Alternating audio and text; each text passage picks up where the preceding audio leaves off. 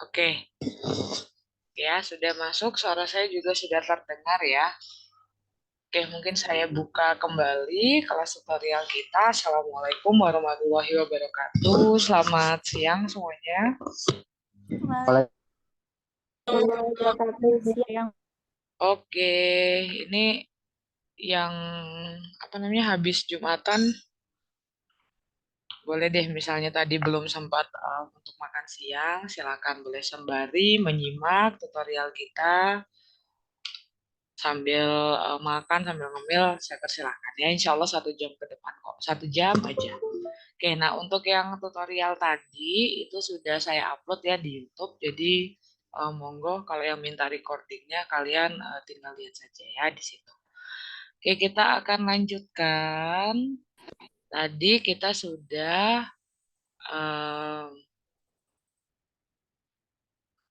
menentukan mana? Ini slideshow nggak sih? Enggak, belum ya?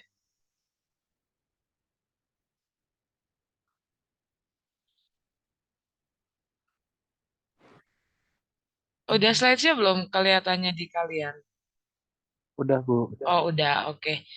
Ya, nah jadi tadi kita sudah membahas tentang em, hukum laju gitu ya, kemudian bagaimana cara menentukan order reaksi, lalu bagaimana cara menghitung nilai tetapan laju reaksi.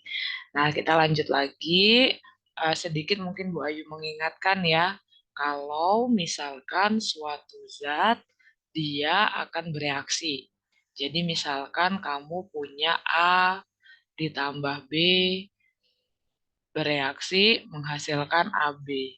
Nah, gitu ya. Nah, artinya nanti kalau kita mau melihat suatu zat itu dia bereaksi satu sama lain, itu kita akan mengikuti apa suatu aturan ya ininya ya. Jadi kita akan mengikuti teori tumbukan ya. Jadi yang mendasarinya itu adalah teori tumbukan antar partikel.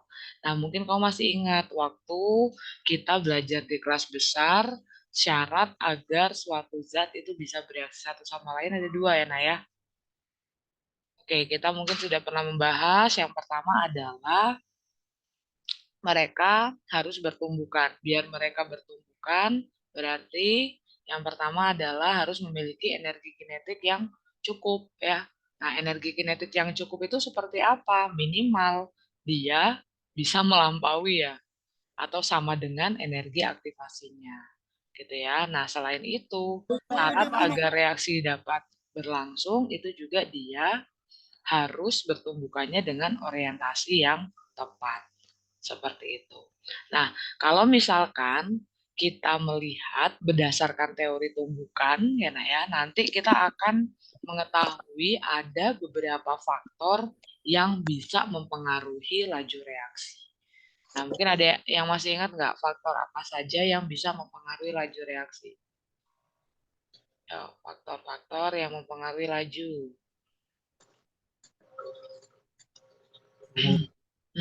Betul, yang mempengaruhi laju itu ada suhu ya. Oke, kemudian ada apa lagi? Konsentrasi. Konsentrasi reakan, betul. Ada apa lagi? Apa? Tadi ada yang nyebutin, tapi kecil suaranya. Tadi Ibu dengar Kanan. tekanan, oke. Kemudian Luas permukaan. luas permukaan, betul sekali. Terus ada satu lagi. Satu lagi apa?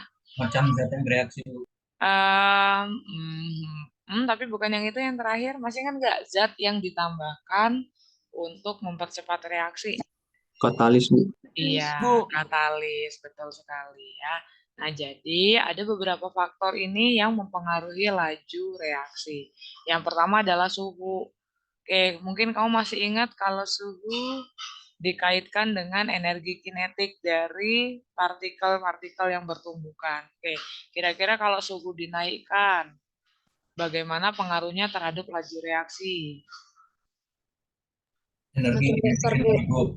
Nah, kalau suhunya dinaikkan, kira-kira reaksinya berlangsung cepat atau lambat? Cepat, Bu. Iya, kalau suhu dinaikkan, maka reaksi akan berlangsung cepat, gitu ya. Reaksinya berlangsung cepat. Oke, nah biasanya kalau kita menghubungkan dengan faktor suhu, nanti kita akan ketemu dengan persamaan Arrhenius. Oke, persamaan Arrhenius ya, hubungan antara suhu dengan tetapan laju reaksi. Nah, ya, suhu, tetapan laju reaksi dengan satu lagi energi aktivasi. Ya, nah jadi kalau misalkan kita melihat suhu itu berpengaruh terhadap suatu reaksi gitu ya. Kalau suhunya dinaikkan, reaksinya akan menjadi lebih cepat. Nah, kira-kira kalau reaksinya menjadi lebih cepat, itu nilai konstanta laju reaksinya akan besar atau kecil? Yo, konstanta laju reaksinya besar atau kecil? Nah, mungkin kita mulai dari sini tadi loh, yang persamaan laju gimana? V sama dengan K dikali konsentrasi reaktan gitu kan? Pangkat orde reaksi. Nah, sekarang kita lihat nilai V dengan K. V dengan konstanta. Di sini berbanding lurus atau berbanding terbalik? Berbanding lurus. Nah, artinya kalau dia reaksinya berlangsung cepat, gitu ya. Kalau reaksinya berlangsung cepat, berarti nilai V-nya besar atau kecil? Besar. Iya, betul. Kalau reaksinya cepat, berarti nilai V-nya besar. Kalau nilai V-nya besar, berarti nilai K-nya Besar, Bu. nilai K-nya juga besar. Seperti itu. Ya. Nah, nanti dengan menggunakan persamaan Arrhenius, kita bisa menghubungkan bagaimana sih pengaruh suhu terhadap konstanta laju reaksi. Kita hubungkan juga dengan energi aktivasi dari suatu reaksi. Ada yang masih ingat nggak persamaan Arrhenius? Nah, gimana persamaan Arrhenius? Hubungan Kalau antara suhu, gimana? sama dengan A X A, K sama dengan per RT.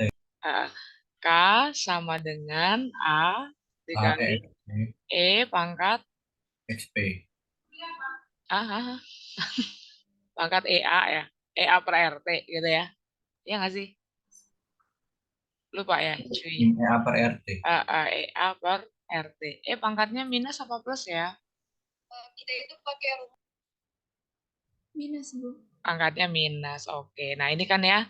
Nah, dari persamaan Arrhenius inilah nanti kita bisa menghubungkan apa sih pengaruh suhu, bagaimana pengaruh suhu terhadap konstanta laju reaksi.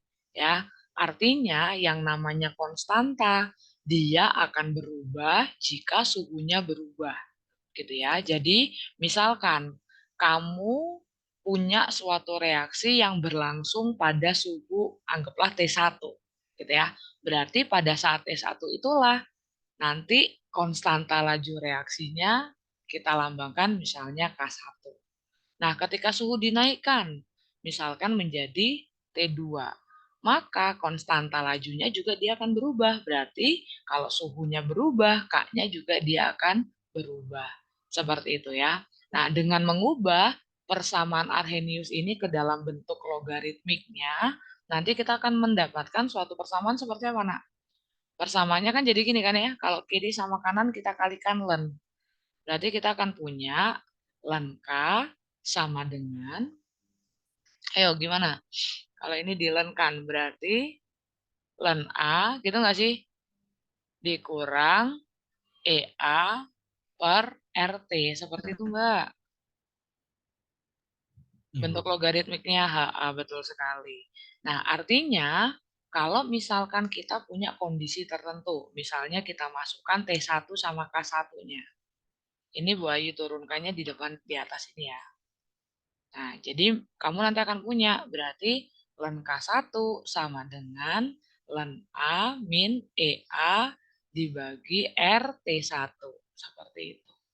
Ya, sementara len K2 bisa kamu tuliskan len A min EA per T2 seperti itu. Nah, kalau ini kita substitusikan atau kita eliminasi, nah, len A-nya kita eliminasi, berarti misalnya kita kurangin gini ya, Nak ya. Berarti len A-nya curit-curit, maka kita akan mendapatkan persamaan seperti apa? Berarti len K1 dikurang len K2. Boleh nggak kalau Bu Ayu bikin jadi len K1 per K2? Nyambung nggak? Nyambung ya, mudah-mudahan ya. Oke, sama dengan di sini berarti apa tuh? Min EA per RT1 dikurang min EA per RT2. Berarti kalau min EA per R-nya Bu Ayu keluarkan, jadinya gini kan, min EA per R dalam kurung yang atasnya tinggal 1 per T1, nyambung nggak? Yang bawahnya tinggal min 1 per T2. Apakah nyambung di sini? Halo? Ini sebenarnya ada di slide ya. Di slide ada, pernah kita turunkan sama-sama juga di kelas besar rasanya ya. Nah, jadi ini adalah hubungan antara konstanta laju reaksi dengan perubahan suhu. Seperti itu. Ya, jadi kalau kita melihat atau kita ingin mencari konstanta laju reaksi pada suhu tertentu gitu ya, atau misalkan berdasarkan nilai konstanta laju reaksi dengan suhu gitu ya, kita bisa mendapatkan nilai EA melalui persamaan ini. Nah, yang perlu diingat pada persamaan ini T-nya jangan lupa kamu jadikan dulu ke dalam Kelvin gitu ya. Sementara R-nya itu adalah tetapan, tetapi kamu gunakan R yang satuannya Joule. Berarti berapa angkanya? Yang itu loh, Nak, yang 8,314 ya kalau nggak salah ya. 8,314 Joule per mol Kelvin. Seperti itu. Oke ya. Masih ingat ya yang ini? Tentang hubungan antara suhu dengan konstanta laju reaksi. Nah, kita lanjut lagi. Faktor yang kedua yang mempengaruhi laju reaksi adalah konsentrasi reaktan. Nah, kalau kamu ingat persamaan hukum laju, ini ya, V sama dengan K dikali konsentrasi reaktan pangkat orde. Berarti laju reaksi dia berbanding lurus atau berbanding terbalik dengan konsentrasi reaktan. Berbanding lurus apa berbanding terbalik?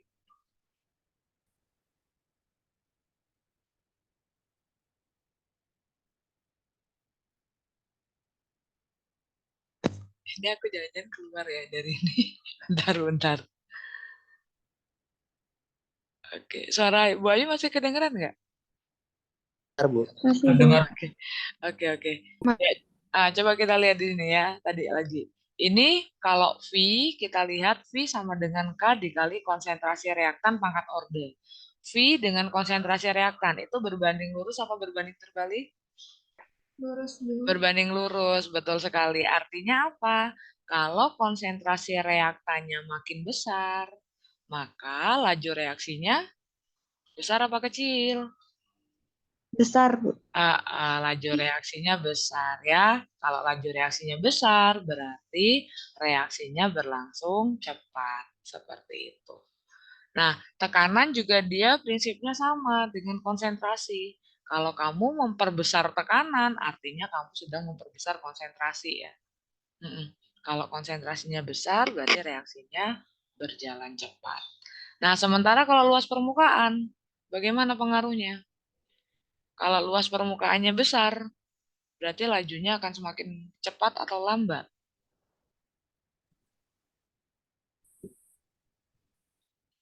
Lajunya akan semakin cepat.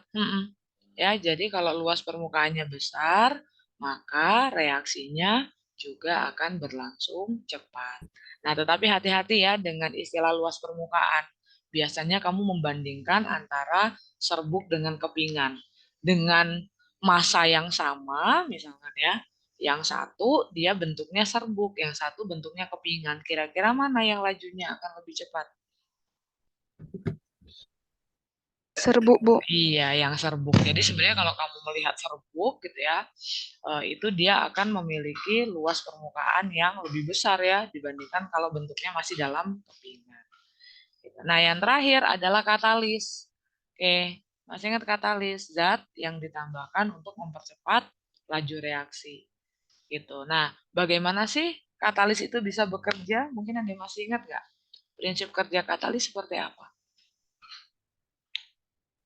Membuat kayak setengah gitu Bu. Jadi energi aktivasi si pertengahan ini tuh ada reaksi yang ya, akhirnya si kata Bu. Katalis bisa mempercepat laju ya. Jadi artinya keberadaan katalis dia bisa mengubah mekanisme suatu reaksi gitu ya. Gitu ya. Sehingga apa? Energi aktivasinya gitu ya, dia lebih kecil. Gitu ya. Jadi ibaratnya misalkan kita gambarkan bentuk kurva energinya. Nah, jadi misalkan tanpa katalis reaksi berlangsung satu tahap seperti ini ya. Set, nah gini. Tetapi energi aktivasinya besar gitu kan. Nah, misalnya anggaplah segini nih ya, energi aktivasinya. Energi aktivasinya. Nah, dengan keberadaan katalis, dia bisa mencari jalan reaksi lain yang energi aktivasinya lebih rendah gitu ya, dengan cara mengubah mekanisme reaksi. Nah, misalnya seperti inilah, gitu ya. Yang merah ini adalah yang dengan katalis. Ya, jadi keberadaan katalis itu dia bisa mencari jalan lain yang energi aktivasinya lebih rendah. Nah, artinya keberadaan katalis itu mungkin saja nanti akan eh, mengubah mekanisme suatu reaksi seperti itu ya, Nak ya. Nah, jadi misalkan ada reaksi. Ibu Ayu ambil contoh gitu ya. Misalkan ada reaksi apa pembentukan produk dari substrat misalnya gitu ya. Nah, misalkan substrat tertentu mau diubah menjadi produk. Nah, ketika kita tambahkan katalis gitu kan ya. Kita tambah katalis. Oke, berarti bisa jadi nanti katalis kamu akan bereaksi dulu dengan substrat. Nah, artinya tahap satu yang terjadi adalah bereaksi dulu tuh ya. Jadi substrat kamu bereaksi dulu dengan katalis gitu kan ya. Membentuk suatu kompleks substrat dengan katalis. Nah, kemudian tahap berikutnya baru katalisnya dihasilkan kembali gitu kan ya. Lalu dihasilkan produk seperti ini. Nah, artinya kalau kamu menambahkan suatu katalis, maka dia bisa jadi mengubah suatu mekanisme reaksi. Nah, masih ingat nggak kalau kita belajar mekanisme reaksi, apa sih yang dimaksud dengan mekanisme reaksi? Nah, kalau kita ngomong mekanisme reaksi, nah umumnya yang kita sebut sebagai mekanisme suatu reaksi, itu dia terdiri dari beberapa reaksi elementer, ya, beberapa reaksi elementer. Apa sih reaksi elementer itu? Ya ini loh, reaksi yang ada di pertahapnya ini, itu yang boleh kamu sebut sebagai reaksi elementer. Nah, berarti di contohnya Bu Ayu, ada tahap 1, tahap 2. Kalau saya tanya, ada berapa reaksi elementernya? Ada berapa reaksi elementernya? Ada 2 ya. Tahap 1 dan tahap 2. Inilah yang kita sebut sebagai reaksi elementer. Nah, kalau kita mau menuliskan reaksi totalnya, kita harus seperti apa, Nak? Ayo, kalau ini kita jumlahkan, kita totalkan. Ada yang bisa dicurit nggak? Dan S. SK-nya kita coret, K-nya kita coret, gitu kan ya? Nah, berarti nanti kita akan ketemu persamaan reaksi totalnya itu adalah S menjadi P, seperti itu. Nah, masih ingat nggak ada zat yang bisa dicoret-coret ini, Nak? Kita sebut apa sih biasanya? Reaksi gasan. Kenapa? Apa namanya tadi? Reaksi Ah, ini suaranya nggak jelas tadi. Apa namanya?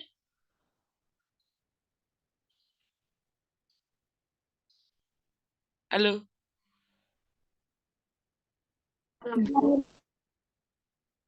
Kok suara kalian ini ya? Apa sinyal saya yang jelek sekali ini?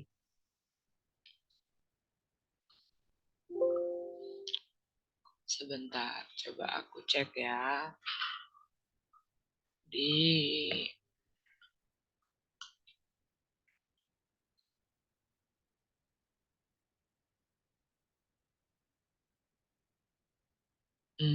harusnya sih masih bagus ya. Nggak tahu deh ininya. Halo, cek. Suara saya masih kedengeran? Masih ya, oke. Nah, biasanya yang kecoret-coret gini kamu ketemu apa nama istilahnya? Yang dicuri-curi zat antara. Nah, tapi hati-hati nak ya. Jadi nanti kalau kamu ketemu sama senyawa yang ketika kamu tuliskan reaksi totalnya ada kecuri-curit, nah itu hati-hati. Nanti ada yang disebut zat antara, ada yang disebut katalis. Gitu ya. Nah, jadi hati-hati nih, nak. Kamu harus bisa membedakan mana yang zat antara, mana yang katalis. Cara membedakannya seperti apa? Kalau zat antara, ingat-ingat ya, kalau zat antara, kita pertama kali ketemu dia sebagai produk, gitu ya.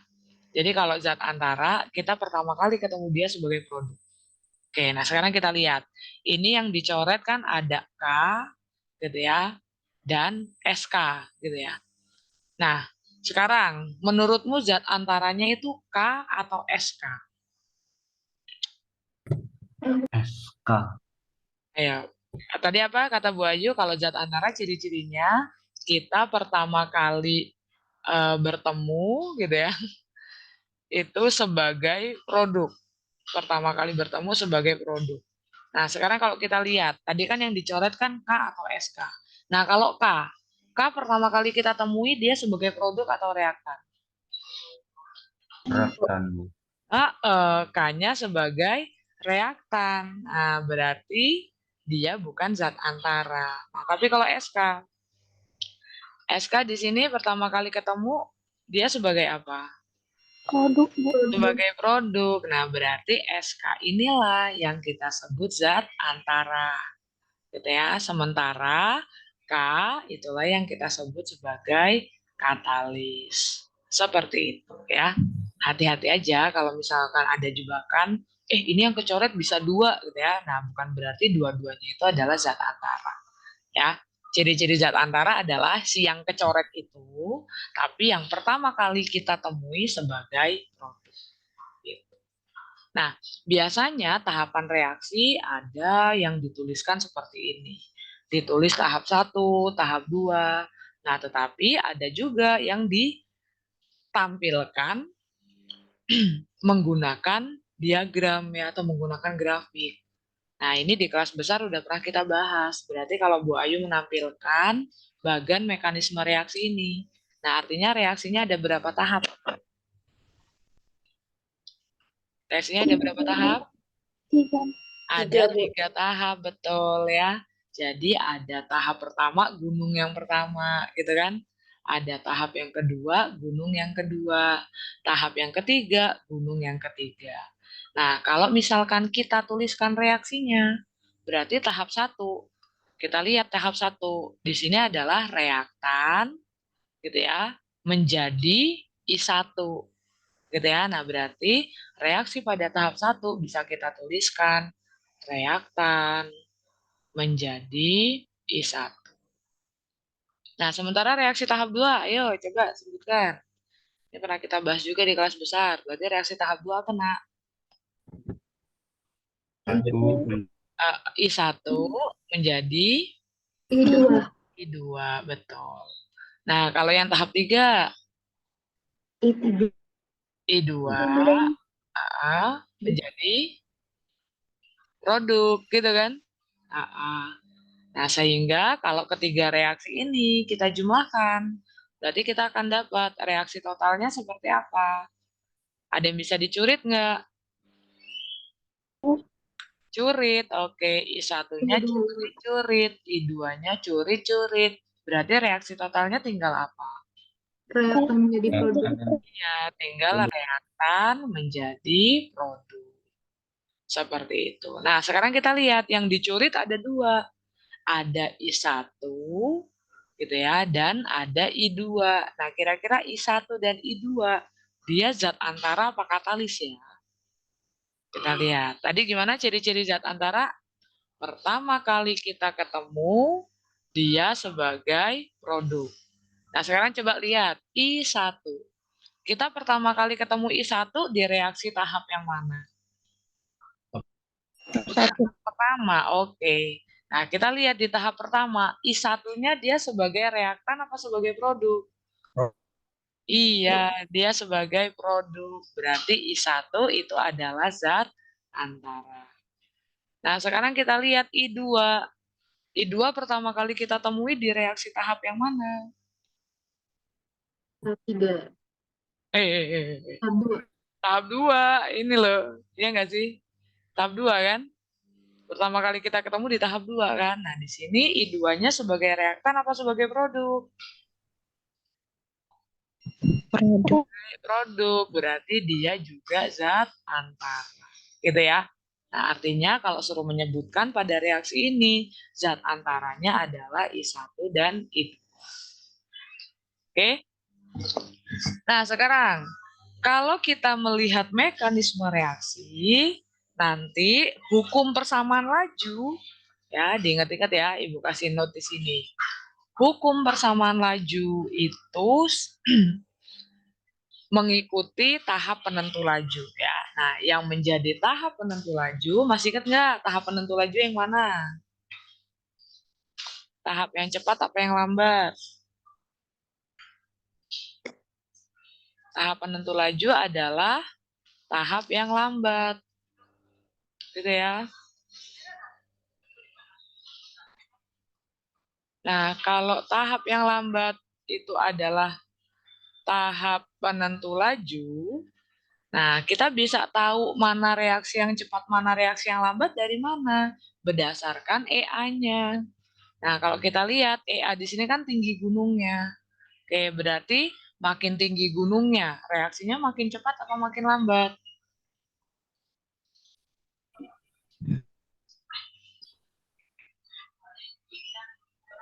Halo? Lambat, Bu. Makin tinggi gunungnya, reaksinya makin lambat, gitu ya. Nah, berarti kalau kamu disuruh menentukan mana sih reaksi yang tahap lambat, kalau dilihat dari nilai EA-nya, kamu cari aja reaksi, gitu ya, yang nilai EA-nya kecil. Nilai EA-nya besar. Berarti itu adalah reaksi yang lambat. Nah, artinya kalau kita misalnya ketemu nih, ada tahap 1, tahap 2, tahap 3. Berarti manakah yang menjadi tahap penentu laju, nak? A2. Yang EA2 ya, gunungnya tinggi sekali ya. Nah, berarti tahap penentu lajunya itu adalah tahap 2, gitu ya. Berarti tahap 2 itu sebagai penentu laju. Nah, karena tahap 2 itu sebagai penentu laju, maka persamaan hukum lajunya nanti seperti apa? V sama dengan K dikali konsentrasi reaktan pangkat orde, gitu kan? Nah, berarti yang jadi tahap penentu laju tahap 2. Tahap 2 reaktannya siapa?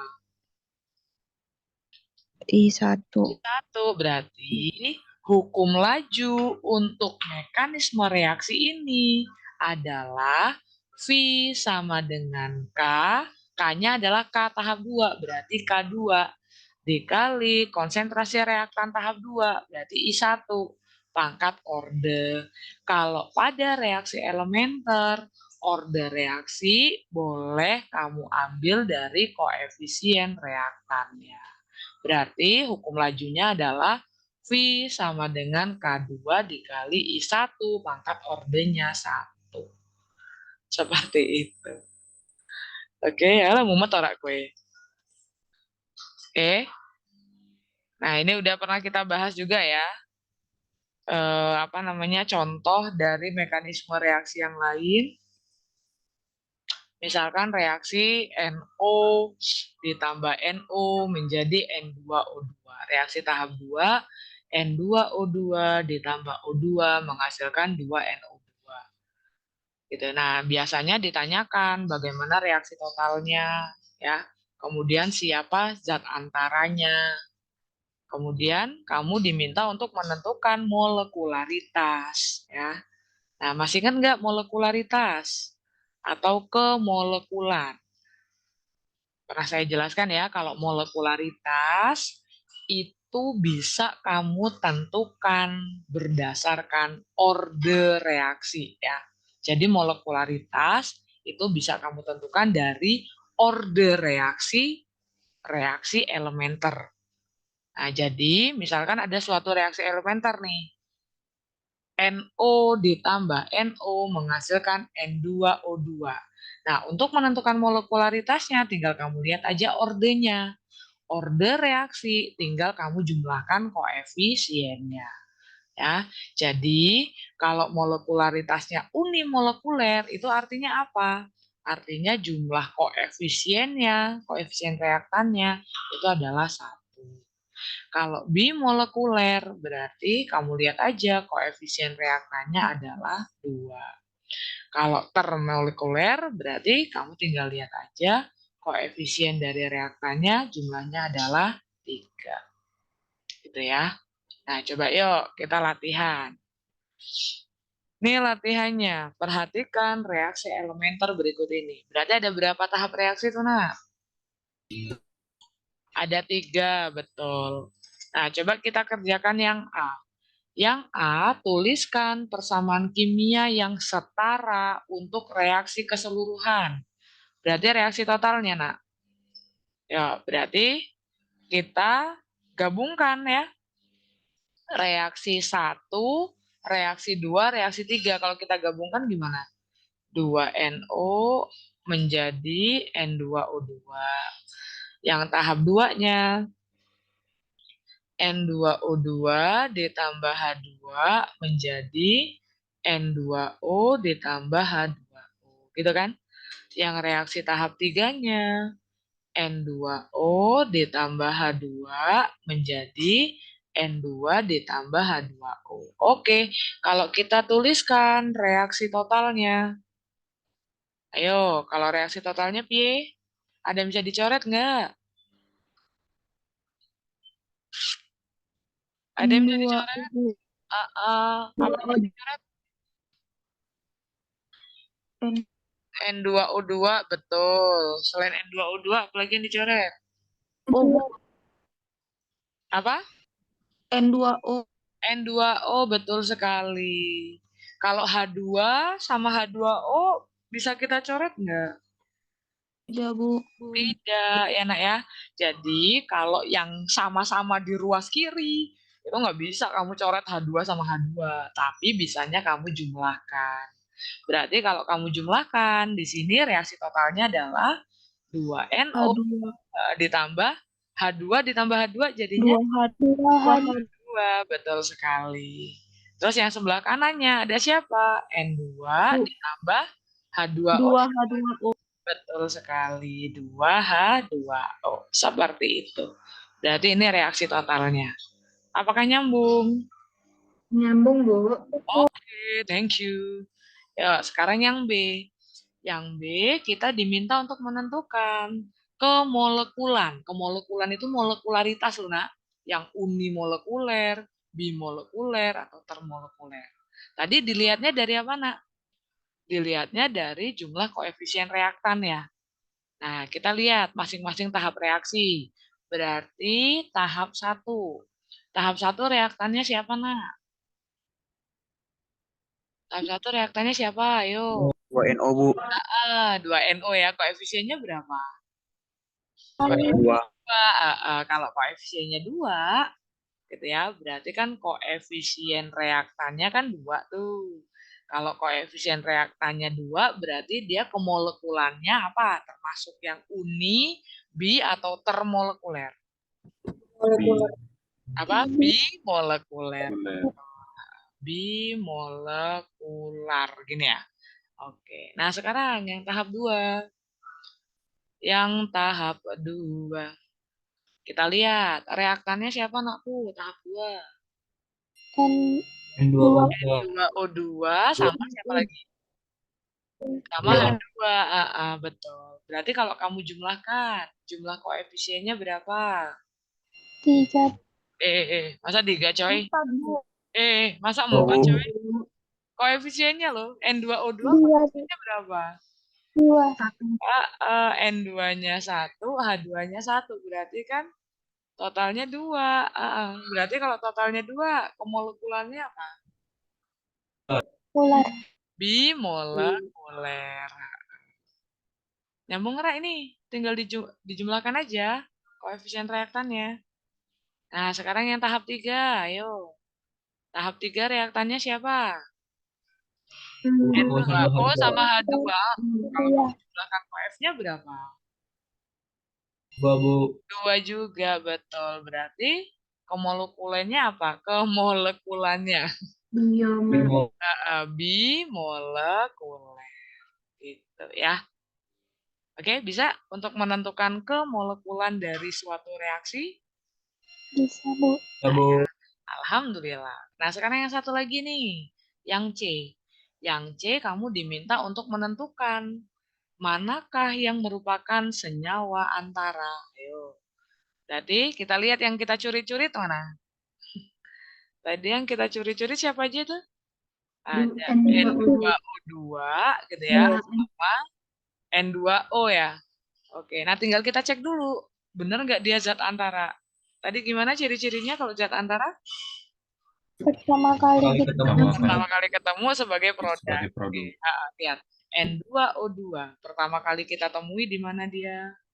Di tahap 1, Bu. Tahap 1. Oke, di tahap 1 dia sebagai reaktan apa produk? Produk, Bu. Yes, betul. Berarti N2O2 adalah zat antara. Nyambung nggak? nyambung, Bu. Oke, kemudian N2O. Pertama kali kita ketemu N2O di mana? Tahap 2, Bu. Di tahap 2. Di tahap 2 N2O sebagai reaktan atau produk? Produk, Bu. Produk. Berarti N2O juga dia sebagai zat antara. Udah selesai. Apakah nyambung sampai sini? Nyambung, Bu. Alhamdulillah. Itu ya, jadi kalau diminta untuk menentukan reaksi total, ya tinggal kamu gabungkan. Yang ruas kiri dan ruas kanannya sama, boleh dicurit gitu kan. Nah, kemudian untuk menentukan kemolekulan, tinggal kamu lihat berdasarkan koefisien reaktannya.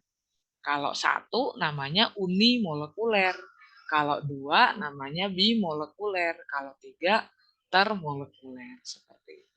Sampai sini ada pertanyaan dulu nggak? Tidak ada?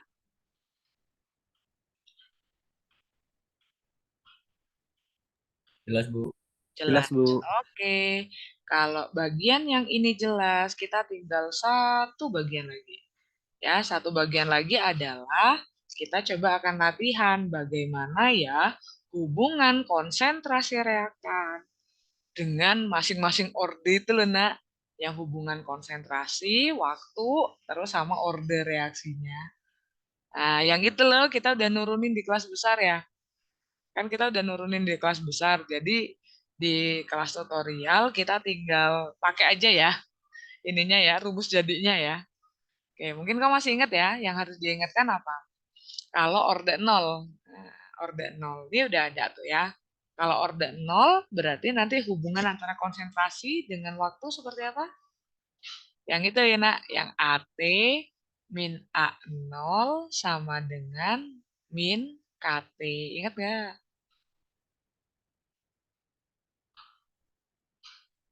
Coy, ingat nggak coy?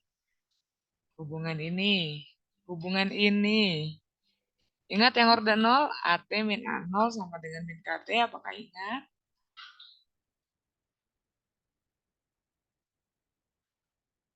Cek, cek, cek. Ini device aku yang satunya mati nih. Ini yang laptop masih ini kan? Masih nyambung kan?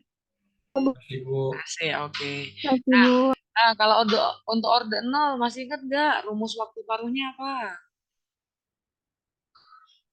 T setengah sama dengan A0 kurang A0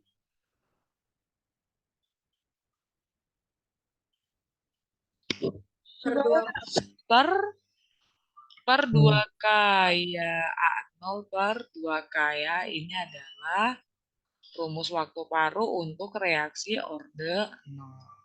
Bu Ayu lengkapin deh di sini ya. Untuk orde 0 berarti T setengah sama dengan A0 per 2K. Benar gini? A0 per 2K?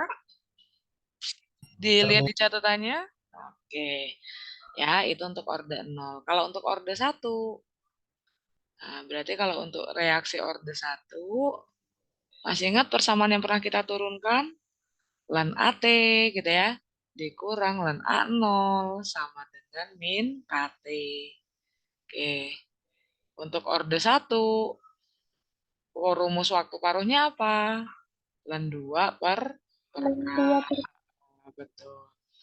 Oke, nah kalau untuk orde 2 gimana?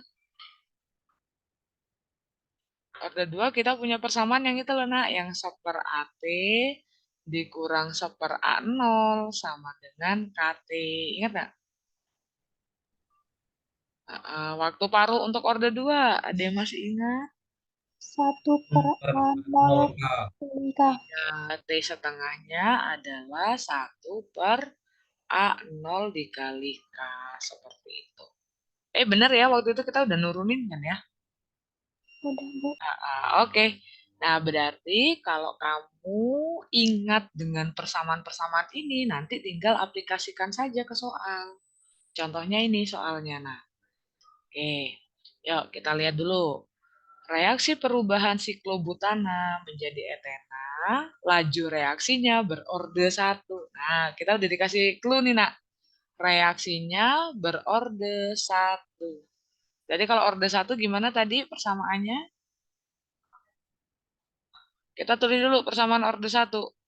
Orde 1 kita tadi punya ln AT dikurang ln A0 gitu kan, sama dengan min KT. Seperti itu kan? Betul. Oke.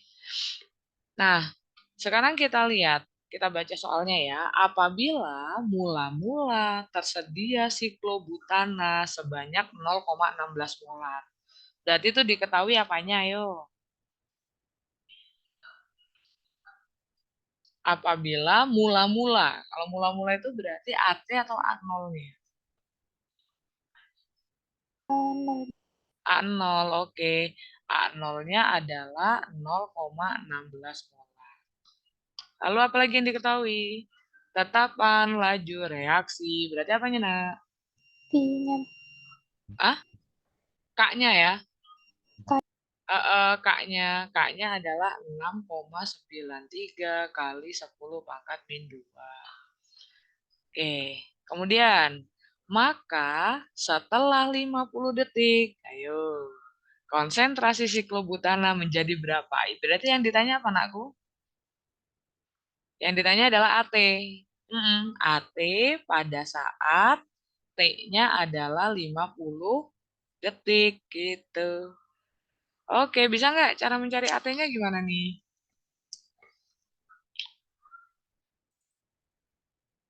Tinggal masukkan aja ke persamaan, ya. Kalau kamu punya persamaan ln AT min ln A0 sama dengan min KT. Yuk, masukkan ke persamaannya. Ln AT min ln A0 kita ubah aja jadi ln AT per A0. Nyambung nggak? Nyambung ya? Sama dengan min K dikali T. Ya udah masukin angkanya. Ln AT-nya kan belum ada. A0-nya 0,16. Min KT. K-nya masukin angkanya. Min 6,93 kali 10 pangkat min 2. T-nya berapa? T-nya 50.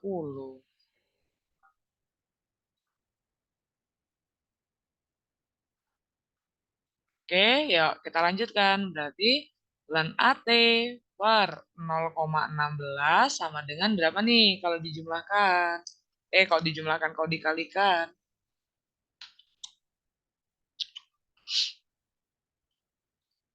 6,93 kali 10 pangkat min 2. 0,0693 dikali 50. Berapa, Nak? 304. 300 gitu? Bukan 3,465. 3 3,465 gitu nggak sih, Nak? Ya, benar. Ya, Bu. Oke. Nah, kalau dia bentuknya seperti ini, gimana caranya kita menghilangkan len? Berarti antilen ya? Ya nggak sih? Kiri sama kanan dikalikan antilen. Antilen itu kan sama aja eksponen ya, E pangkat ya. Nah, berarti di sini AT per 0,16 sama dengan E pangkat ini loh, Nak, min 3,465. Nyambung nggak kamu? Nyambung. Ya. Oke, berarti AT per 0,16 sama dengan ini nilainya kalau Bu Ayu nemunya 31,976. Berarti AT-nya berapa? Tinggal dikalikan dengan 0,16.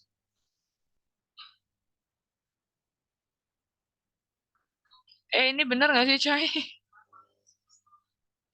Atau Bu Ayu ada yang salah? 6,93 kali 10 pangkat min 2 dikali 50.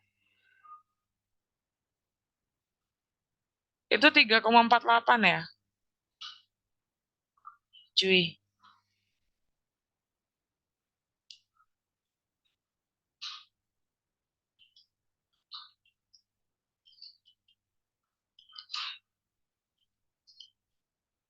Benar kok 3,465 eksponen dari min 3,465. Oh, ini salah nih.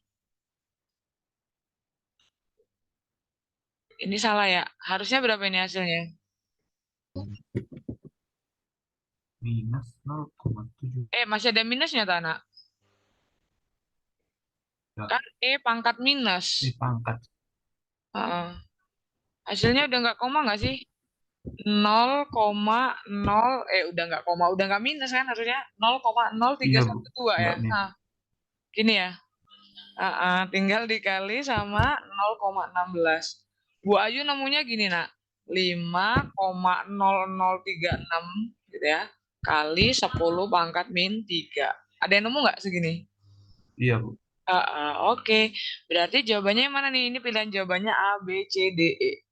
Berarti jawabannya adalah yang A. Oke. Bisa? Untuk reaksi ini bisa dipahami? Mudah-mudahan bisa ya. Oke.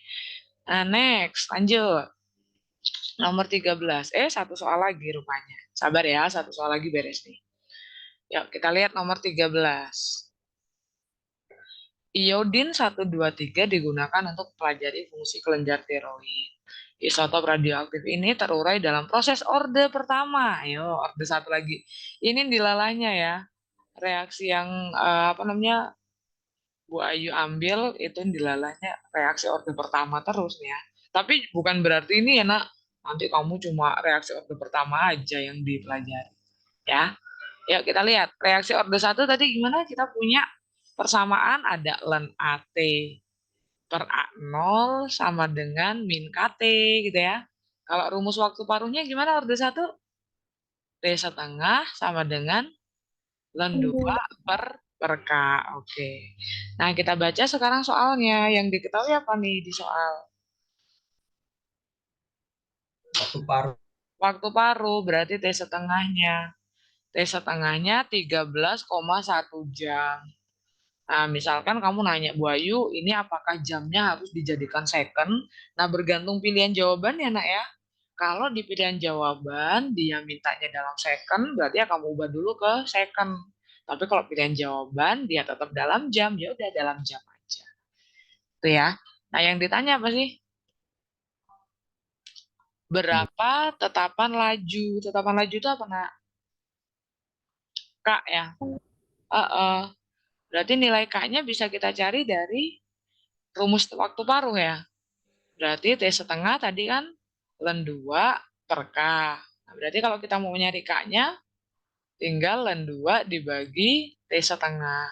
Ln 2 itu nilainya 0,693 ya.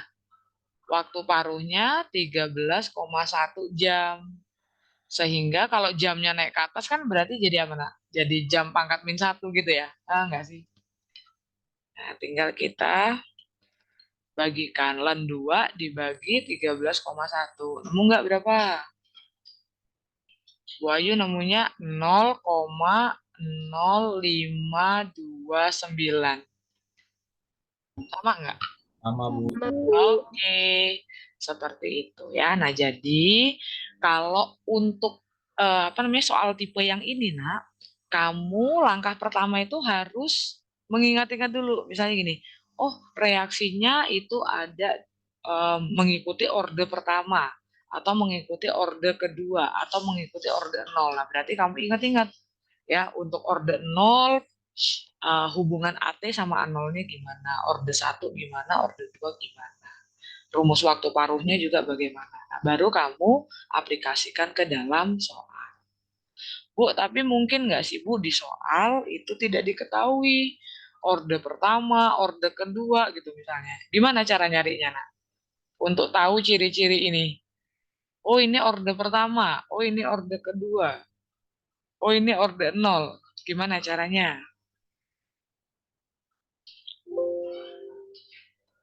Ada yang tahu kira-kira dari mana kita bisa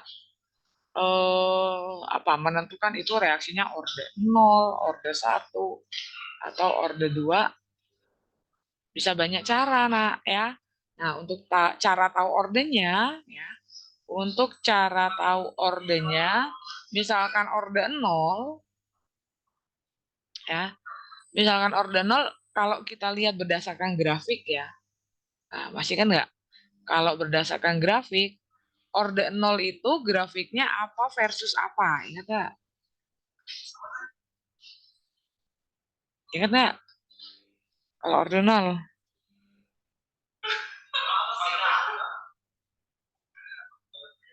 Halo?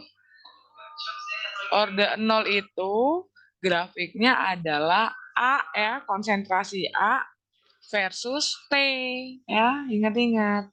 Kalau orde 1 kan gini kan, kalau orde 0 kan. Nah, gini kan. Kalau orde 1, ingat nggak grafiknya? Grafiknya apa? Ln A versus T gitu kan. Ini. Kalau orde 2. Kalau orde 2 gimana? Apa versus apa? Masih ingat? Seper A versus T gitu ya. Nah, tapi gini dia. Oke, nah jadi artinya kalau misalkan diketahui grafik, kamu misalnya kan kalau tadi kan soalnya enak ya, udah ada orde pertama gitu ya, ada keterangannya. Tapi kalau misalnya tidak ada keterangan, ya bergantung itunya. Kalau misalnya soal mengeluarkan grafik, tinggal lihat aja. Kalau grafiknya A versus T berarti dia orde 0. Kalau ln A versus T berarti orde 1. Kalau seper A versus T berarti orde 2. Nah, itu ya, itu cara lain untuk menentukan orde reaksi. Kalau misalnya kamu ketemu ini nggak tahu berapa, ini orde berapa gitu ya. Nah, kemudian bisa juga kamu tentukan dari satuan nilai K. Ya, satuan K. Bu, kalau dari satuan K, K itu apa tadi? Konstanta laju. Ya, kalau berdasarkan satuan K, nanti tinggal kamu turunkan aja, nah. Kalau orde 0, orde 0 itu kan berarti gini kan, V sama dengan K dikali A pangkat 0. A pangkat 0 berapa? 1, gitu kan ya. Nah, berarti kan sama aja V sama dengan K. V satuannya apa? Laju reaksi satuannya apa? Molar per second. Nah, berarti ya udah, satuan K-nya untuk orde 0 itu adalah molar per second gitu. Nyambung nggak? Kalau orde 1, Bu, coba. Kalau orde 1, berarti kita punya persamaan gimana? V sama dengan K dikali konsentrasi A pangkat 1. Gitu kan? Oke, nah V satuannya apa tadi? Molar Molar per per second. second ya, molar second min 1. Kalau konsentrasi A satuannya apa? Konsentrasi di sini satuannya adalah molar gitu kan? Nah, berarti satuan K-nya adalah molar second min 1 per molar gitu kan?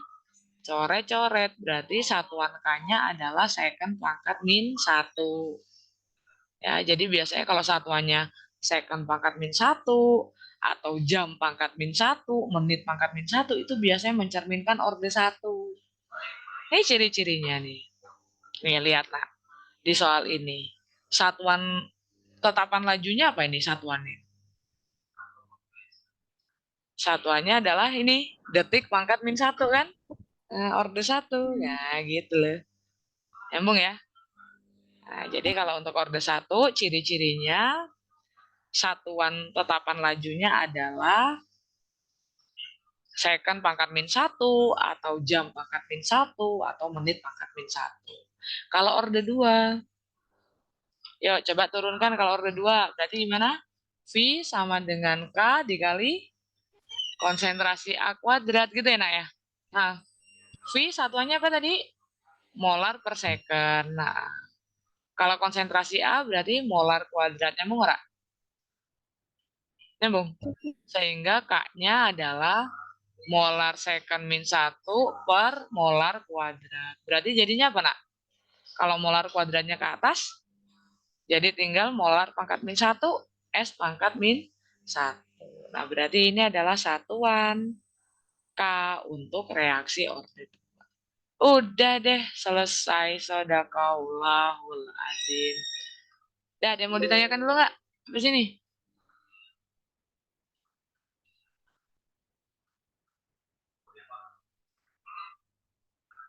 Ada yang mau ditanyakan? Nggak ada?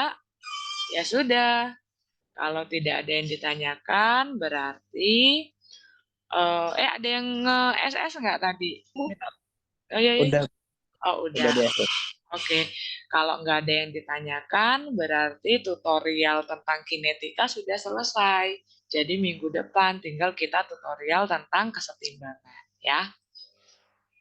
Oke, nah nanti ini kalau udah ke ekstrak akan saya unggah lagi di YouTube gitu ya. Jadi kamu bisa melihat rekamannya di situ ya.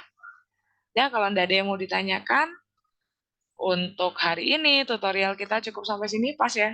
Lewat dikit sih ya, 14.02 ya. Tadi kan jam 13 sampai jam 14. Terima kasih yang sudah bergabung. Saya akhiri kelasnya. Assalamualaikum warahmatullahi wabarakatuh. Selamat siang semuanya. Terima kasih, Bu. Terima kasih, Bu. Bu. Terima kasih, Bu.